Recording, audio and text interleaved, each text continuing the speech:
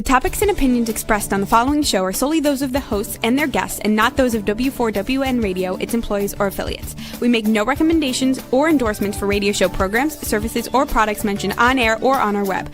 No liability, explicit or implied, shall be extended to W4WN Radio, its employees, or affiliates. Any questions or comments should be directed to those show hosts. Thank you for choosing W4WN Radio.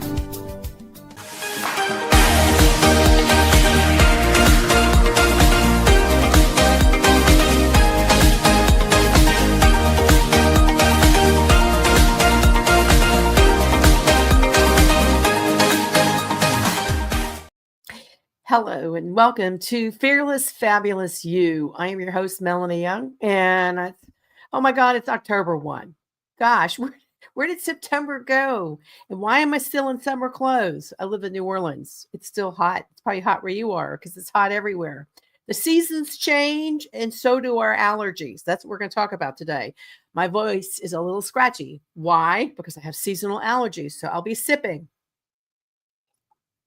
And my favorite multi-smug. And so that's what inspired me to do the show because I never had allergies as a child. Okay. I never had allergies as a child. My mother was riddled with them. And as I have grown older, I seem to develop more. But what's really, really weird is they are definitely changing and evolving throughout the seasons. Now, New Orleans seems to only have 2 seasons, hot and hotter. But when I lived in New York, I was plagued with allergies up there and went to an allergist who said, you're basically allergic to outdoors, which I thought was funny because growing up in Tennessee, I had no issues with allergies, which made me wonder, are allergies not only seasonal, but geographically specific? I have a world, and do you get more when you age? Because I think I'm in my 3rd phase of menopause officially now. So I have all these great questions and a wonderful guest, an expert on this topic to discuss it with me and hopefully help you if you're having the itchies and the twitchies and the make you feeling bitchies, which I have all the time right now. We're going to be talking with Dr. Payal Gupta, who has extensive work in the field of allergies, asthma, immunology, and ear, nose, and throat. I think I go to all those right now. She is affiliated with the great Mount Sinai Medical Center in New York City, where I used to live, and SUNY Medical Center in downstate New York, which I think I also used to live there too, because I lived in the Hudson Valley. So I miss New York more than anything right now because autumn in New York is beautiful. So I'm happy to talk to someone from New York and most importantly, talk to Dr. Gupta about allergies. She is also part of the medical team or advisorship of the Allergy and Asthma Network, which is a nonprofit organization, an advocacy group that helps about 60 million Americans who suffer, and the word is suffer, with allergies, because some 60 million people in the United States have some kind of allergy. So you're not alone. So that is a great site. I'll throw out the website now so you have it. It's allergyasthmanetwork.org. I've actually had guests on my show from this organization in the past, but it's time for a refresh. So Dr. Payal Gupta, welcome to Fearless Fabulous You. I hope you can help sort these things out. Thank you so much for having me. I'm excited about this topic. It's definitely near and dear to me. I have a lot of allergies. I have allergies of my eyes and nose. I have asthma and I have eczema. So all of these things kind of come hand in hand. And I'm happy to talk about it in the context of women and aging and all of these things that we're all going through. Well, let's get to first of all, there's like 2 big categories of allergy. So let's explain what an allergy is versus something else like asthma or irritation. That's important.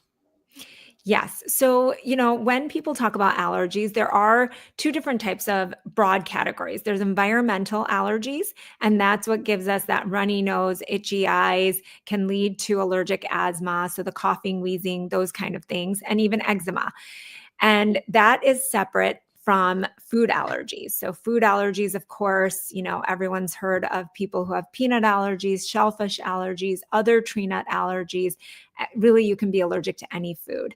And so those are two totally distinct, separate entities. And then there's also insect allergies. So you can be allergic to bees, wasps, anything like that. And there's medication allergies. So there's a whole host of things that we can be allergic to. I'm just wondering, are allergies diagnoses on the rise? Are more people getting allergies because the world is changing and the climate is changing? Absolutely. So in the context of seasonal environmental allergies, people are getting sensitized. And what that means is that, when you move from one location to another, that environment is new to you. And so every season you're getting exposed to that environment and your body is trying to figure out, do I like this or do I not like this? And in that sensitization process, we're also getting exposed to more and more pollen, because as the CO2 levels rise because of global warming, we're seeing higher levels of pollen and longer pollen seasons. So all of that contributes to more people with that runny nose, itchy eyes, and difficulty breathing. I think this is so interesting because, as I referenced, I've moved several times. I lived in Manhattan. I've lived in upstate New York in the Hudson Valley, which is very rural. I've lived in Tennessee, and now I'm in New Orleans. And I've traveled extensively and gotten serious allergic reactions when I've traveled. It definitely feels environmental as well. So we've talked about climatic and the pollen changes, but how does it also change maybe environmentally? And how do you know what to do about that? And we have a lot of mosquitoes down here. And every time, I have to practically wear a thing over my head to go out. Yeah, so mosquitoes are interesting. Everyone is sensitive to that toxin that they release in our body. And so it's a substance that they release in our body that we're all sensitive to. Some people are more sensitive than others. Technically, there aren't too many people that have had an anaphylactic allergy response to mosquitoes, but people do get really large local reactions. So that's mosquitoes. As far as environmental, when I mentioned environmental allergies, I didn't talk about what we're talking about. So we're talking about pollen allergies. Mm-hmm. In the springtime, that's tree pollen that's released. In the summertime, that's grass pollen that's released. And then fall, we're talking about weed pollen. So, and those are the seasons when all of those pollens are released. And then indoors, we can also have allergens. So there's dust mites, cockroaches in New York City or other urban environments. There's also dog allergens, so pet allergies. Yes, pet allergies are very common for people. So you can have allergies to a whole host of things in your environment. And as I mentioned, definitely the outdoor allergens are getting worse and worse. And depending on the environment that you're living in, the pollution also contributes to our symptoms. It's interesting. I had my dermatologist on a couple of weeks ago talking about rosacea, and she went into the whole dust mite thing. And I now think what keeps me up at night are dust mites in my head, because I start to itch thinking about them in my pillows. I'm going to talk about that because I have said I have a lot of allergies. I'm wondering also as hereditary. My mother had a lot of allergies, which I learned about as she grew older, but she always seemed to have a nasal spray up her nose. I think she was addicted to it. I think it rotted out her mouth. She had so much nasal spray, it scared me. I think she just had so many allergies, and then I've developed them. And I'm wondering, is it hereditary? What are they hereditary? They are. So if you're an atopic person, which means if you have any of those allergic conditions that I had started with, asthma, eczema, seasonal allergies, food allergies, you are what we consider an atopic person, an allergic person. And then if you have kids, you're more likely to pass those allergens, to pass those atopic conditions to your children. Now, that doesn't mean that, if you specifically have a shellfish allergy, that your child will have a shellfish allergy, but just that general that you are an allergic person and your child can be an allergic person. It's interesting because kids are just so susceptible to other kids who have allergies and things. It's like germy at school. And you know, we're going to stay on the seasonal before we get to the ones like anaphylactic and whatnot, which is a whole nother category. Um, a couple of things.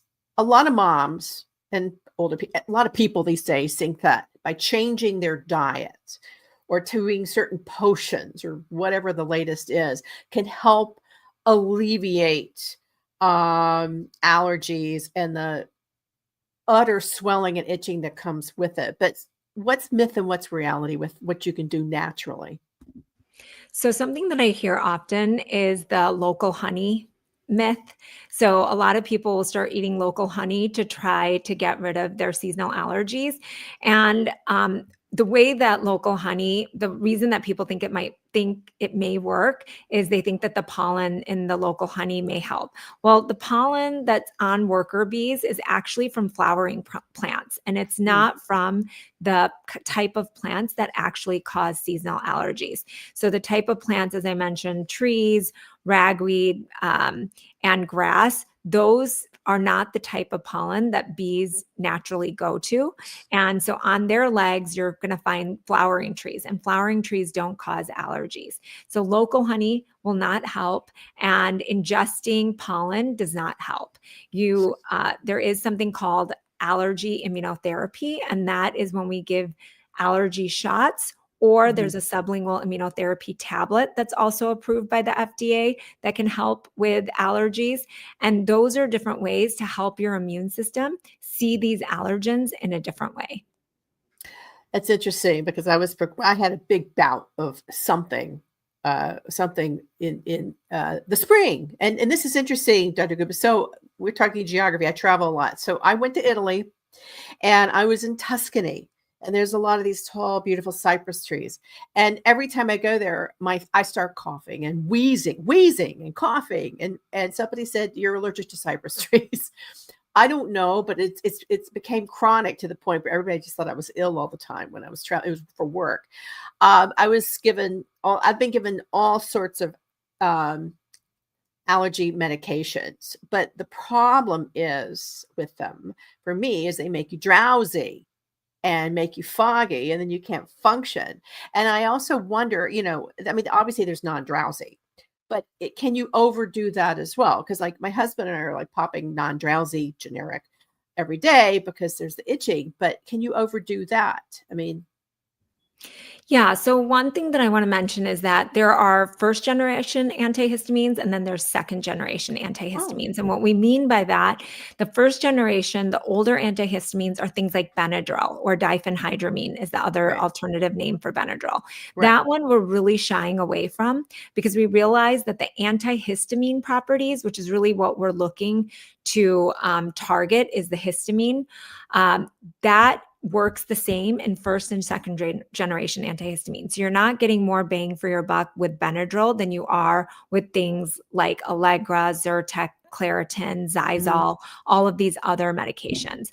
But what you are getting more of are side effects. So that drowsiness from Benadryl is very profound. There's also something that's called anticholinergic side effects, which is like the drying of your mouth and other symptoms related to that. And so those can be very dangerous, especially in younger populations like babies and children. They can get overdosed on those medications. And older individuals also have to be careful because of those sedative side effects. They can be at higher risk of falls and dizziness that can be very detrimental. Yeah, that was a concern with my mother because she was on all this stuff and she did fall. So, so what as a parent or caregiver, because in my hand, you're either a parent or a caregiver, you're dealing with sensitive people, whether they're babies or elderly. What should you consider or talk to the pediatrician or the senior care the primary care physician about? Because inevitably there is going to be sensitivity. I mean, the older you get, you become more sensitive to everything, and the younger you are sensitive to everything. What should be the discussion and questions to ask your doctor?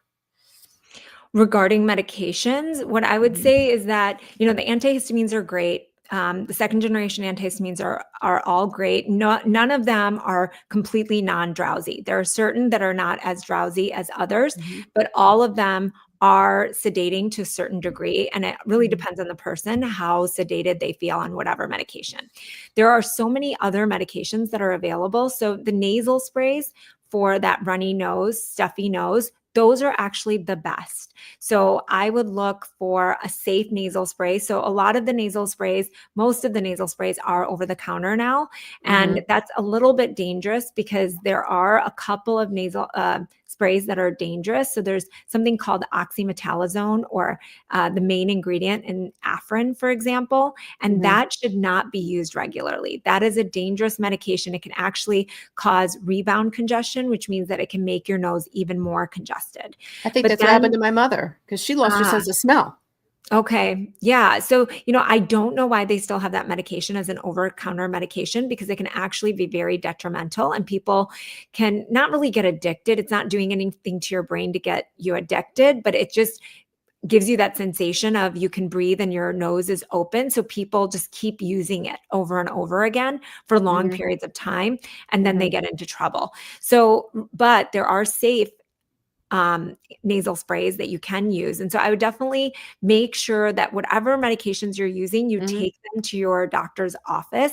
Don't just say, I'm using a nasal spray, because we don't know what that means. And we really need to check the ingredients to make sure it's a safe nasal spray that you're using. So make sure to take your medications in when you're using them. Make sure to look at the ingredients, because a lot of times the nasal sprays will all be labeled with different things, like this one's for runny nose, this one's for congestion. And people get confused, and they're literally buying the same medication wrapped up in a different package twice and using it multiple times when they shouldn't be. So it's really important to make sure that we're using the right ingredient. There's also like a Zyrtec or Allegra, an antihistamine just for your nose. So there's nasal sprays that contain antihistamines in them that are also very good, and it's safe and effective. So that's another alternative that you can use. And then for your eyes, there's eye drops with antihistamines in them. And again, for the eyes, there can also be unsafe medications that are over the counter, especially the ones that say that they relieve the red eye. Those should not be used for long-term use either. I did that when I was younger, and it was not good. I'm so careful now with all of this, and a couple of things. One, with make sure you don't share it, because my husband went to borrow mine. I'm like, no, get your own. Make sure that you don't touch. You can get an infection by not taking care of your eye drops. That's one. Two, when I was going through this situation, which was serious upper respiratory in the spring, we had to take a long look at the ingredients, and I underscore and echo with you, get a deep dive into the ingredients and go over with your doctor and understand what they are, because some of the ingredients in my cough and cold also were not good for my blood pressure. It was something with a G, the guava, whatever it is, it starts with GUA.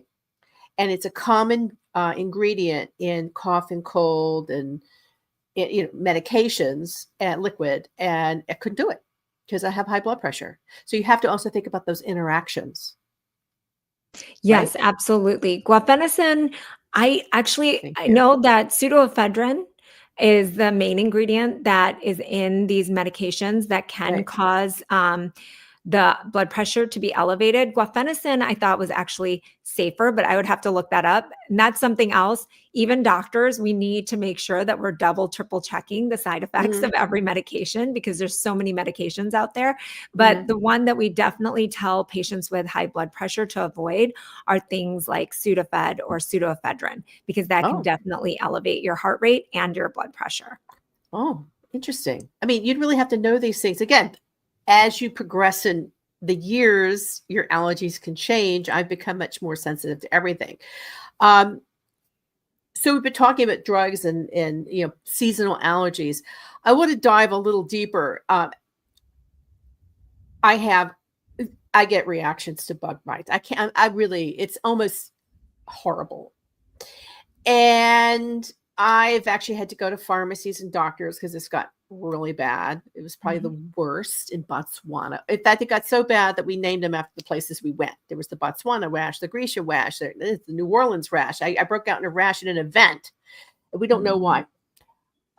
When you have rashes, you go to your dermatologist, you're an allergist if you get rashes from bug bites or redness or scritching or all that good stuff. Who do you see? Well, really either.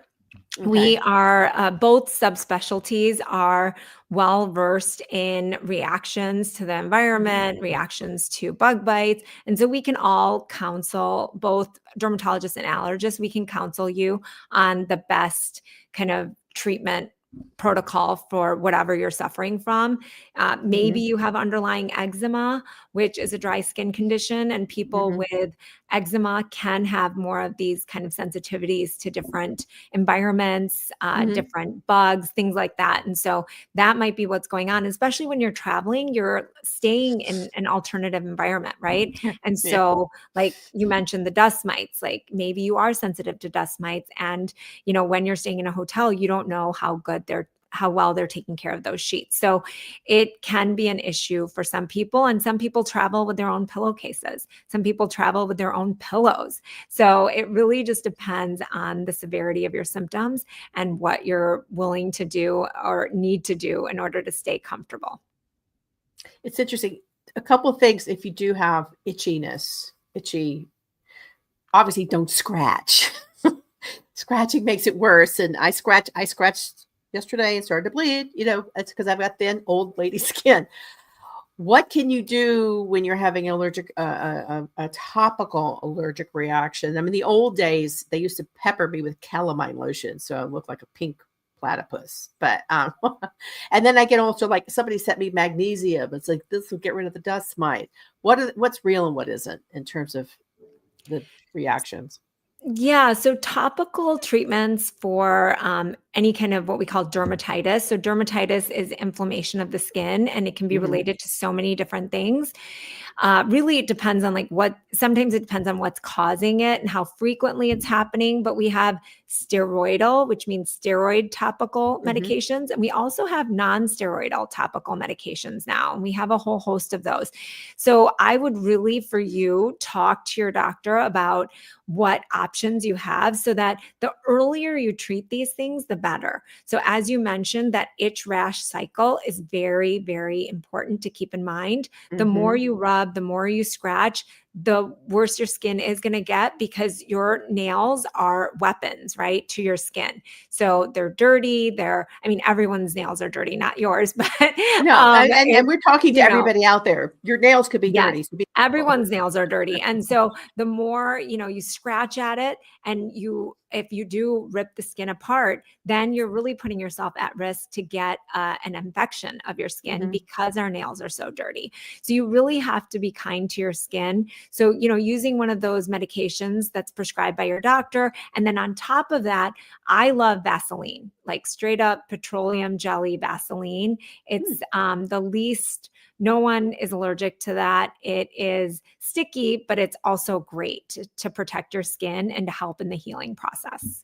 Yeah, I went to have something removed and addressed, and I'm itching from that too, the bandage, and it wasn't latex. But they said Aquaphor, and I don't promote brand, but they were like, do that. But I get so much stuff sent to me about how to deal with your bug bite. It's a bug thing, the thing that pokes you. Less is more, but just don't scratch. And you're right, your nails are weapons.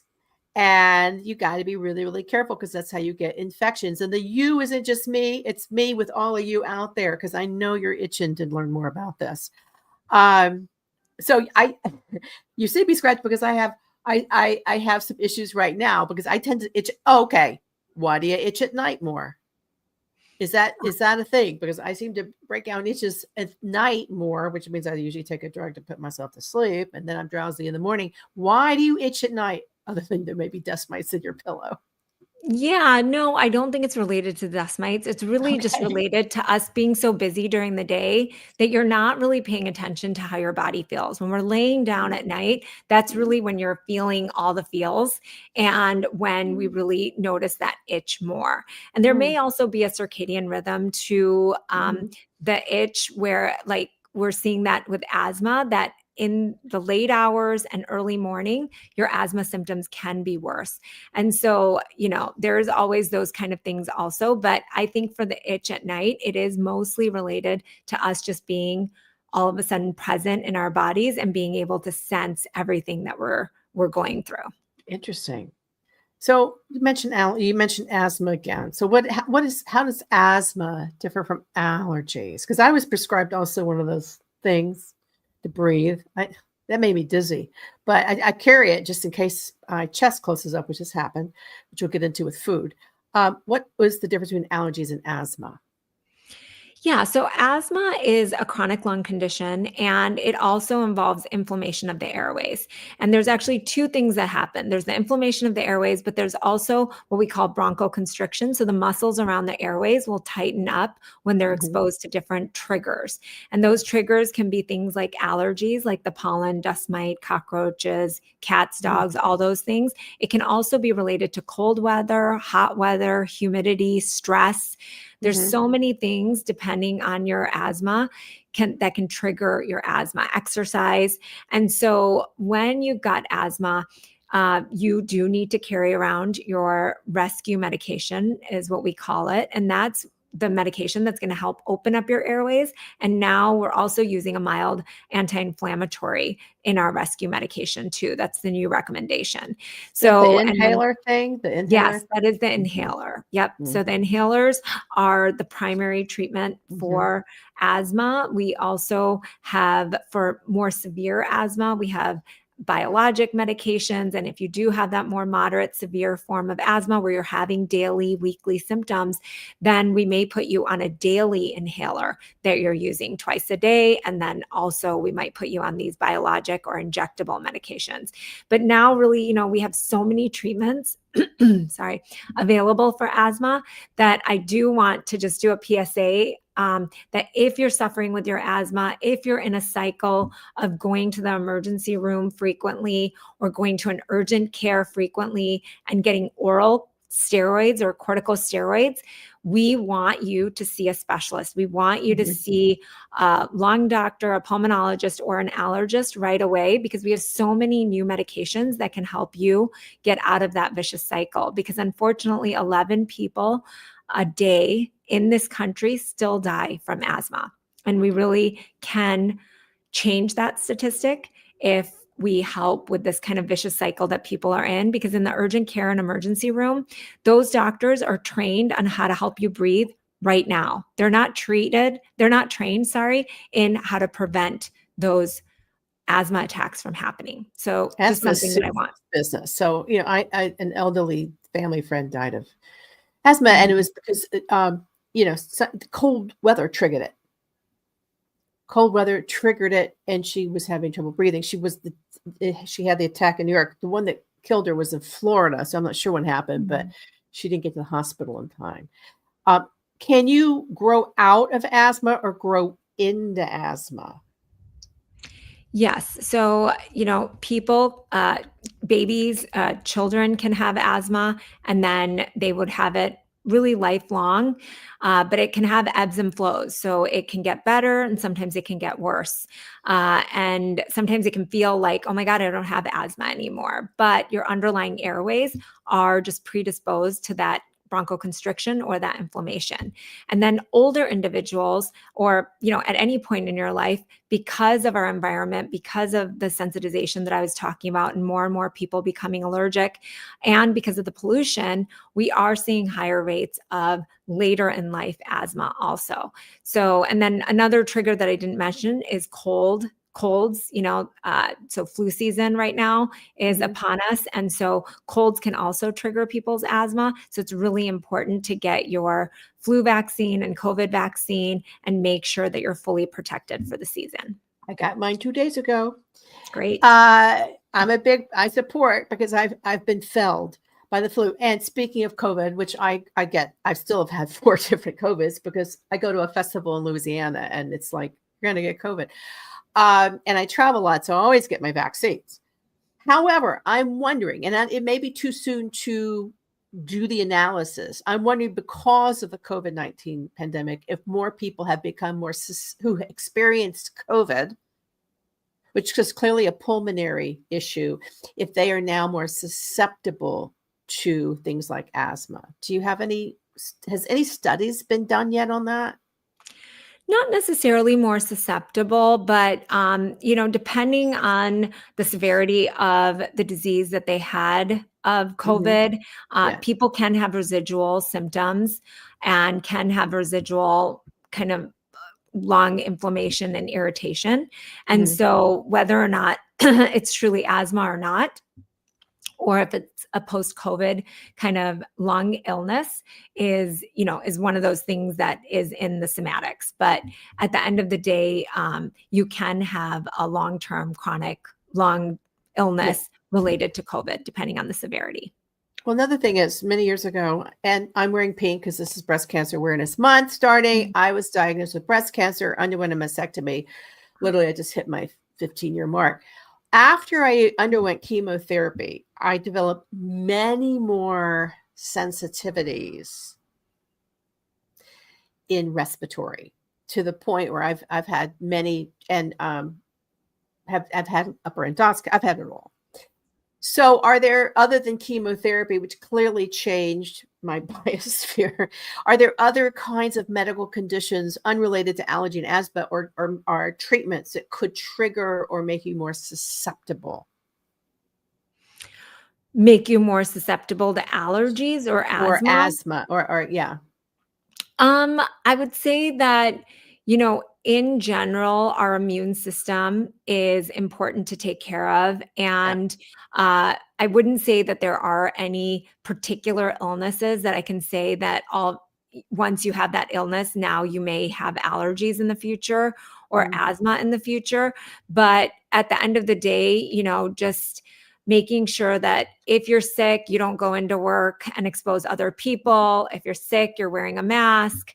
If you're in large group environments and you're immunocompromised, meaning you are on chemotherapy or you are getting treatment for a cancer, then you have to be extra careful, right? Mhm. So that you don't get exposed to any kind of infections and get and respiratory illness. So yeah, I mean, I'm sorry that you went through all of that. That is a lot for your body. And those are, very heavy duty medications, and they Mhm. do kind of do a number on people's bodies for sure. Which is gonna lead me to, and I think I've had all the symptoms. Runny nose, less so, except when I go to Italy.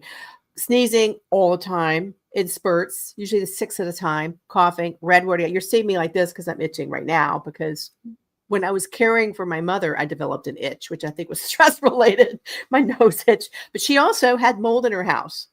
And so mold is another environmental allergy. I think you touched on it, but if you're having itching in your house and it's old or in a humid area, you may want to get a mold check, right?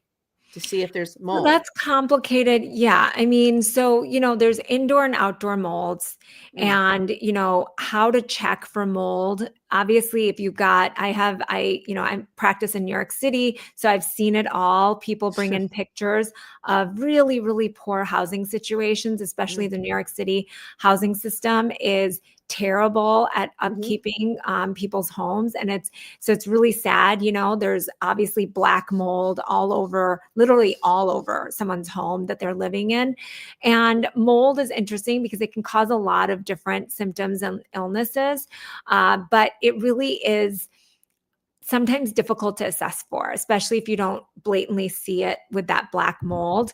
The testing for it and the companies out there that test for it, it's questionable on Yeah. how accurate they are. So I don't ever want to put anyone in that path of like feeling like their environment is now mold ridden and they have to move, because that's a huge ask, and it's also really hard to remediate mold. And so we have to figure out exactly what could be causing the symptoms, especially if there's a lot of humidity. Dust mites Mhm. actually thrive on humidity. So the dust mite counts will also be really high in those environments. So it could be a combination of a lot of things. And itch in general, as you mentioned, can be caused by multiple Mhm. factors. So Mhm. it's not always environmental, it can be internal. So, there's a condition called chronic spontaneous urticaria. People will get itch and hives and sometimes even swelling of their eyes and face. And that's an internal process. It's not an external process. So they're getting those hives and itching related to kind of their immune system reacting and releasing these chemicals that are causing the hives to appear. And so there's so many different things that are going on in our bodies. And so if you're suffering with any of these things, you really just want to touch base with a doctor. And if you're able to, a specialist, if you're really suffering and have been dealing with symptoms for a while. You know, I couldn't agree more. My husband, who is Mr. I know how to fix this. He's not a doctor. He didn't graduate college. Okay. But his mother, who was apparently not a doctor, but was brilliant and never went to a doctor. I was itching from just whatever happened to my back the other night. It was probably a reaction to one bug bite. And he gave me some square soap that his mother gave him for probably when he was a kid that he still had with him for poison ivy called Phelps. It was with an F. He's like, this will cure it. You know, go to a doctor. Don't have wellness people and your husband or your mom who never went to the doctor, or my mom who would just say, take one of my drugs. Don't do it. Go to a doctor. Yeah. And I say that because, allergies and even asthma sometimes is minimized because, like literally almost everyone has them, but there's different degrees as to how much you're suffering. And as we mentioned, asthma, you can die from asthma. Environmental allergies, though, can cause a lot of quality of life issues. So poor sleep disturbance is a big one. We know how important sleep is to our general well-being. And as you mentioned, the next day being groggy means that you're irritable, you're not functioning well, you can't be a good wife, partner, driver, mom, yes, driver, just overall your functioning is compromised. So it's really important to remember that allergic disease can really hurt people. And for some people, it's year-round symptoms. So to get that properly managed is actually very, very important. Yes, you don't want your quality of life because it could affect what you want to do in life. I have a friend who won't go to anywhere where there's humidity because her hair will blow up. I mean, I don't want to travel now to destinations with high mosquitoes. I mean, that's sad. I live in a place with high mosquitoes. Why would I want to go travel to one, spend my money going to one to get bitten? But you shouldn't live like that. I want to touch on the other category while we have the time of allergies, which could be life-threatening. Okay. Food, insect venom, latex, and medication. Okay, let's start with what you need to have ready to give to your doctor at all times and in case of an emergency, your list of allergies and understand fully what they are. Let's talk about that because this could be life-threatening. Yeah, so food allergies, are a big problem in Western countries. And we're realizing, it could be a host of different things. We really don't know why food allergies are on the rise, but we do know that early exposure for infants. So as soon as your infant is able to eat, is taking oral foods and you're starting those early foods, that's when we start introduction with these allergenic foods like eggs, tree nuts, peanuts. And so it's important to start doing that early on. And we call it early exposure and sustained exposure. That means that once your baby tolerates peanuts, for example, you want to continue to give peanuts regularly in the diet. And of course, peanuts themselves are a choking hazard. So I just want to put that out there. You're not giving your child an actual peanut. You are giving them a peanut powder and mixing it in with bananas, for example, or you can use peanut butter and mix it in with something like bananas. Also, peanut butter can be a choking hazard. So making sure that it's not too sticky, making sure that it's not a choking hazard is also important when you're introducing these foods. But once you have introduced it, your child has tolerated it, then you want to keep that in the diet as much as possible. And so, but if you do end up having a child or if you're an adult that has a new onset food allergy, then it is important to, number one, get evaluated, figure out what food may have caused the reaction. And I want to also talk about food sensitivities versus true food allergy. Okay. Right. This is a very important topic because a true food allergy is a life-threatening emergency, right? Food sensitivities are in a whole different category. If you mislabel and you are telling people that you're allergic when you're just sensitive, that gives a mixed picture to, for example, restaurant staff. So if someone goes in and they're like, I'm allergic to tomatoes, and the restaurant staff is really vigilant, make sure that there's no tomatoes on that person's plate, but then they see that person eating off of somebody else's plate, and that plate has tomatoes and nothing happens to them. They're like, see, these allergies don't really mean anything. And we're Yeah. taking all this time out to make sure this person's safe. And then Right. they're eating off of someone's plate with a tomato. And that's because maybe that person's sensitive, doesn't like the way that tomatoes make their body feel, but they're Right. not anaphylactic. So what we mean by anaphylaxis is that within minutes, no more than 30 minutes, you start having symptoms of hives, itching all over your body, swelling of the face, lips, eyes, or throat, difficulty breathing, coughing, wheezing, nausea, vomiting, so diarrhea. So all of these symptoms can happen all at once, and that's called anaphylaxis.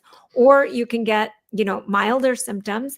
But if you do have milder symptoms and in any of those categories, you do need to get evaluated to see if you have a true food allergy so that you can get an epinephrine device, which is the Mhm. only life-saving treatment for EpiPen. food Mhm. allergies. Right. So there's EpiPen. There's a lot of different versions of the epinephrine device. There's a nasal spray. Mhm. There's an epinephrine device that talks to you. So there's a lot of different types. There's another one that may be coming out that's just a film that you put underneath your tongue. So there's a lot of different versions of epinephrine that are either available or soon to be available.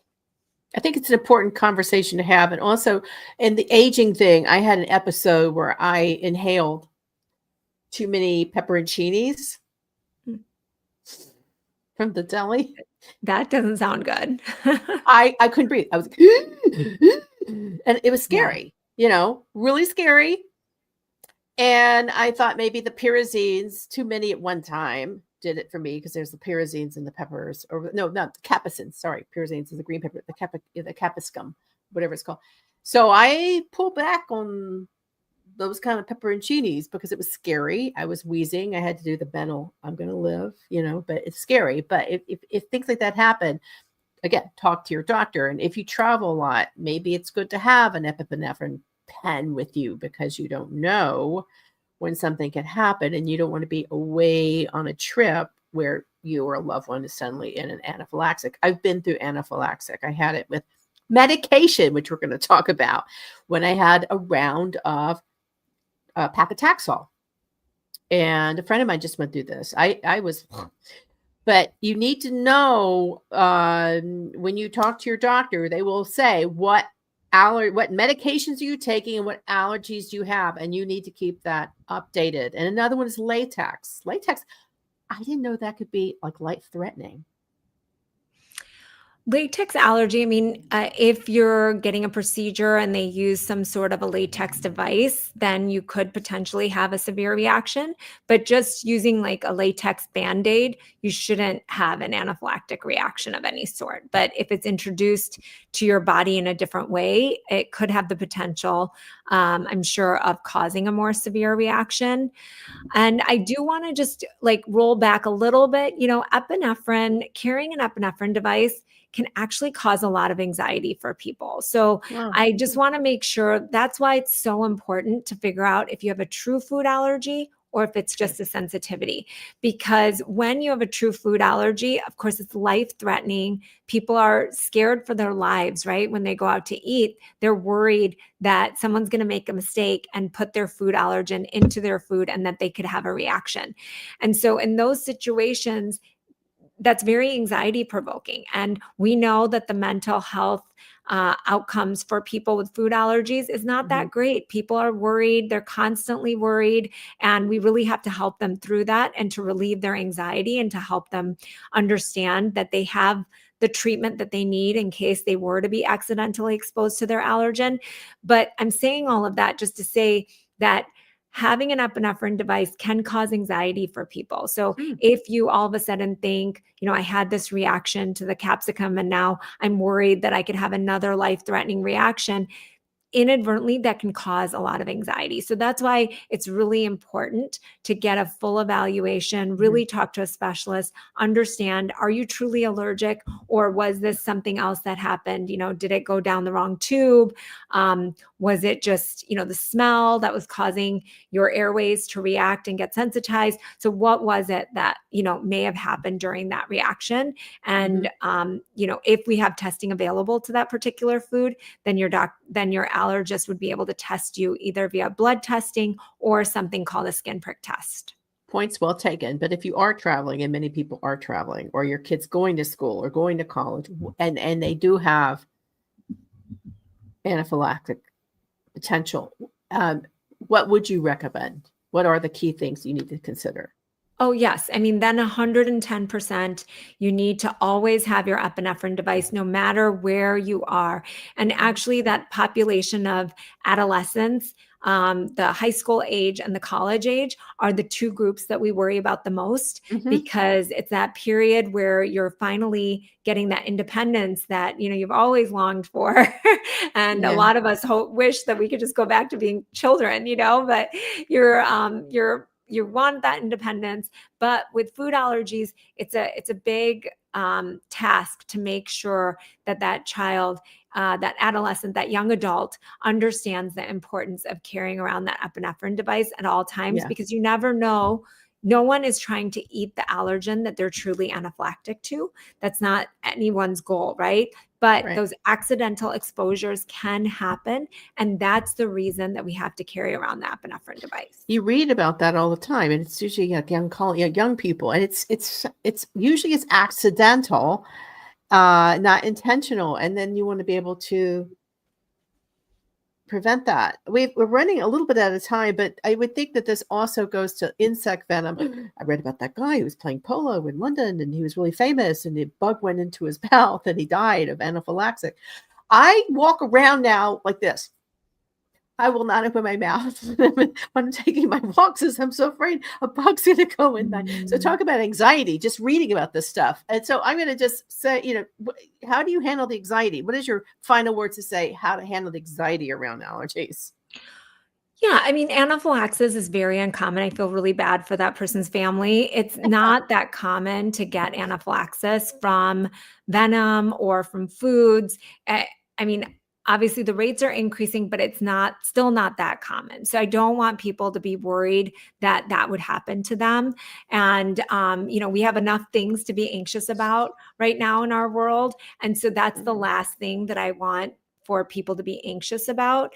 I think that, again, if you're having symptoms, if you've had a reaction and you haven't been evaluated, that's really the important thing. And even talking to a professional can help you feel better. And if you had like kind of a confusing reaction and it's kind of causing you anxiety in the back of your mind, that is truly the reason to go and see somebody, because we want to be able to help relieve your stress and anxiety surrounding that reaction and help confirm whether it is a true allergen and we can give you an epinephrine device, or whether it really isn't something you need to worry about.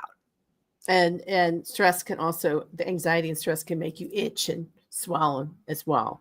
So I think these are such important points. And just to wrap this up, we've been speaking with Dr. Payal Gupta, who is a specialist in allergies and asthma, and as one of the advisory team at the Allergy and Asthma Network. She's affiliated with Mount Sinai, which is such a great hospital, and SUNY in New York.